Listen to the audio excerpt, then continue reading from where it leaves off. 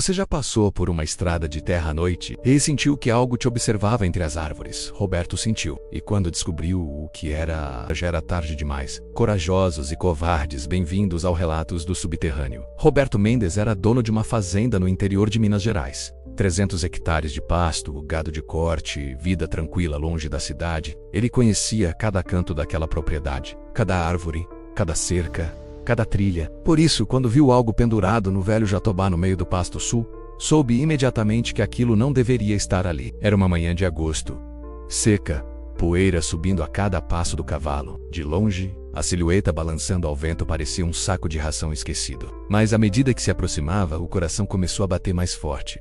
Aquilo tinha forma humana. Ele desceu do cavalo devagar. As pernas tremiam. O que pendia da árvore era um corpo, mas não um corpo comum. Era algo mumificado, ressecado, como se tivesse sido deixado ao sol por décadas. A pele escura, encolhida sobre os olhos fundos em órbitas vazias. E o mais perturbador, não havia corda. O corpo simplesmente estava ali, preso aos galhos, como se a própria árvore o tivesse engolido. Roberto ligou para a polícia com as mãos tremendo tanto que mal conseguia discar. O delegado, um homem de bigode grisalho, empalideceu ao ver o corpo. "Conheço essa lenda", murmurou, "mas nunca pensei que fosse real." Levaram o corpo para o necrotério. O legista, Dr. Cardoso, não conseguia explicar. A mumificação não seguia nenhum processo conhecido. Ao removerem as roupas, encontraram arranhões profundos no peito e queimaduras em formato de mãos nas costas. Mãos pequenas, mãos de mulher. Naquela noite, Dr. Cardoso saiu para tomar um café. Quando voltou, a maca estava vazia. O corpo havia desaparecido. As câmeras de segurança mostraram o impossível. Às 11h07 da noite, o corpo sentou na maca, virou a cabeça para a câmera, se levantou e caminhou para fora, deixando um rastro de terra seca a cada passo. 3 dias depois, os relatos começaram. Uma figura alta, magra, ressecada, era vista caminhando pelos campos à noite. Roberto não acreditou. Até que a viu. Estava na varanda quando notou a silhueta no pasto, caminhando em direção à casa. Lenta, implacável. Ele pegou a espingarda, acendeu a lanterna e foi até a cerca. A criatura parou. A luz iluminou o rosto. Era o corpo da árvore. Mas agora, os olhos não estavam vazios. Havia algo ali. Ódio. A criatura abriu a boca e um som como vento passando por um túnel ecoou. Mas Roberto entendeu. Você maltrata quem te deu tudo. Você esqueceu de onde veio. A criatura apontou para a casa. Sua mãe, 83 anos, trancada no quarto dos fundos, comendo restos. O sangue de Roberto gelou. Como aquela coisa sabia? Eu fui como você, continuou a criatura. Ingrato. Maltratei minha mãe até ela morrer de desgosto. Quando morri, a terra me rejeitou, o céu me rejeitou. Fui condenado a vagar eternamente. Seco como minha alma. Roberto ergueu a espingarda. Fique longe, a criatura riu. Um som oco, terrível. Eu não vim te matar. Vim te mostrar o que te espera, porque você vai se tornar como eu. A criatura virou as costas. Roberto atirou. Ela caiu, mas estava rindo. O buraco do tiro não sangrava, apenas soltava poeira. Você não pode me matar, ela disse. Eu já estou morto há 60 anos. Sou o corpo seco, e agora você também será. Roberto não dormiu naquela noite. Ficou sentado na varanda, espingarda no colo, observando a escuridão. Mas o corpo seco não voltou. Pelo menos, não para ele. Porque a criatura tinha outros nomes na lista. E todos compartilhavam o mesmo pecado. Na manhã seguinte, Roberto foi até o quarto dos fundos. Sua mãe, Dona Carmen, estava sentada na cama velha, olhando pela janela suja. 83 anos, cabelos brancos e ralos, mãos deformadas pela artrite. Quando viu o filho na porta, não sorriu, apenas desviou o olhar. Mãe, eu preciso saber. Roberto começou, a voz falhando. Você conhece a história do corpo seco? Dona Carmen ficou rígida, os olhos se encheram de lágrimas. Conheço. Todo mundo nessa região conhece. É a maldição de Joaquim Santos. Ela contou a história com a voz fraca, quase um sussurro.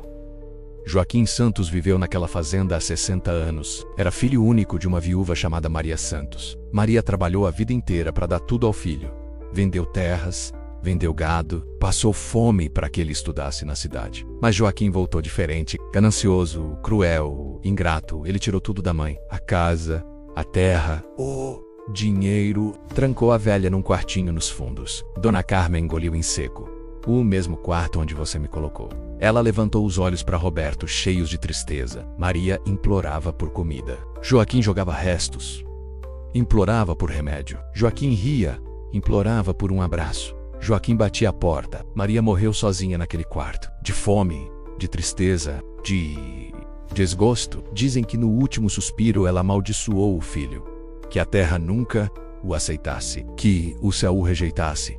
Que vagasse eternamente. Seco como o coração que teve. Duro como a alma que cultivou. Joaquim morreu 3 dias depois. Enforcado, mas ninguém nunca soube como. Foi encontrado pendurado no velho Jatobá.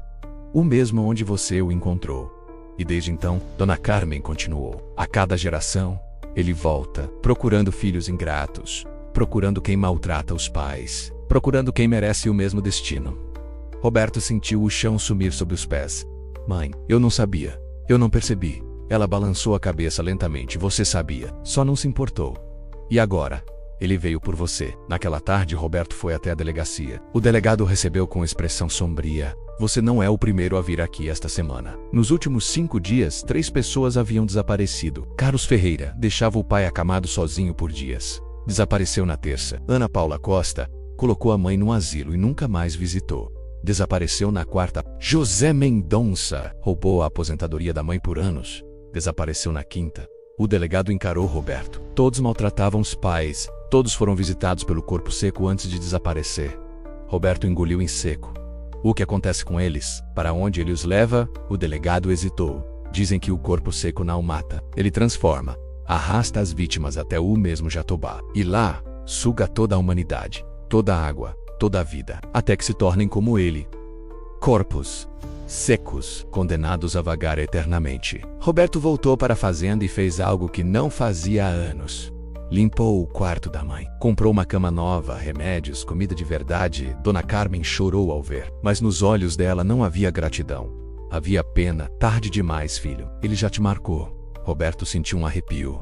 O que a senhora quer dizer? Ela apontou para o espelho. Olhe para você. Roberto se aproximou. E viu que a pele estava diferente. Mais seca, mais escura. Ele tocou o rosto. Áspero, rachado, como couro velho deixado ao sol. Não, sussurrou. Roberto passou os 3 dias seguintes tentando reverter o que estava acontecendo com ele. Procurou médicos, benzedeiras, padres. Ninguém conseguia explicar, ninguém conseguia ajudar. Sua pele continuava ressecando, escurecendo, encolhendo sobre os ossos. E então ele entendeu a verdade. A maldição não era apenas sobre ele, era sobre todos. Na manhã do 4º dia, Roberto acordou e não conseguiu se mover. Os músculos estavam rígidos, duros como madeira seca. Arrastou-se até o espelho.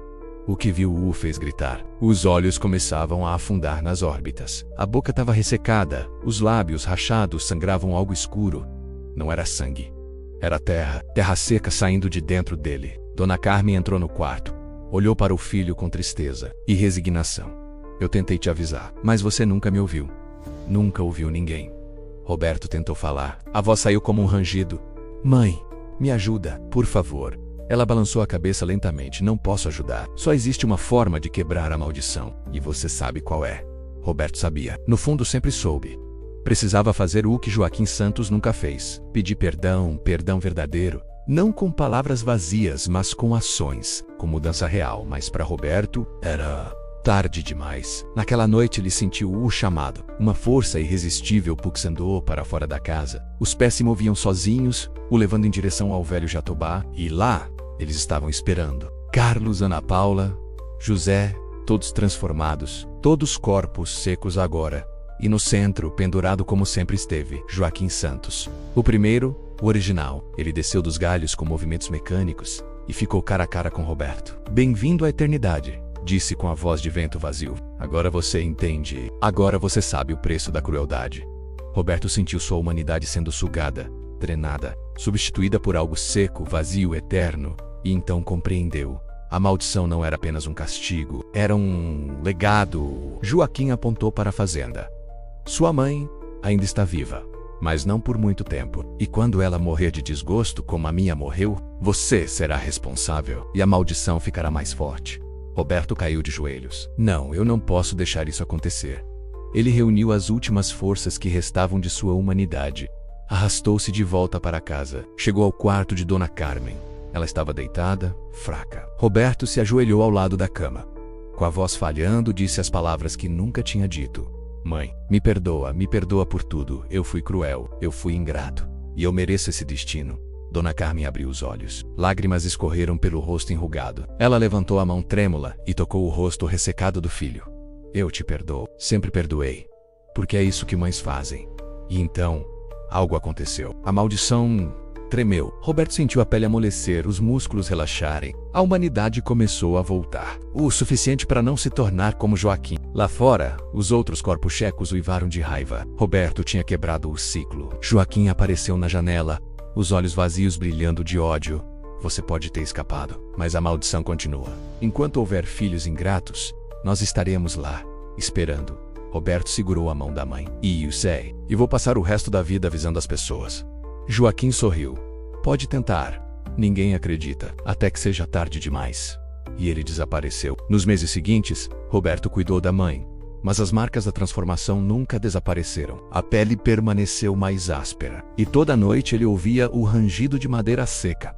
Porque algumas maldições podem ser enfraquecidas, mas nunca destruídas. O corpo seco ainda clama, procurando filhos ingratos, procurando crueldade. Então, da próxima vez que você passar por uma estrada de terra à noite e sentir que algo te observa das árvores, pense em como você trata quem te deu a vida, porque o corpo seco nunca esquece. E a terra nunca perdoa quem maltrata a própria mãe. E essa foi mais uma história de Relatos do Subterrâneo. Se gostou, deixe seu like e se inscreva, ative o sininho para ser notificado.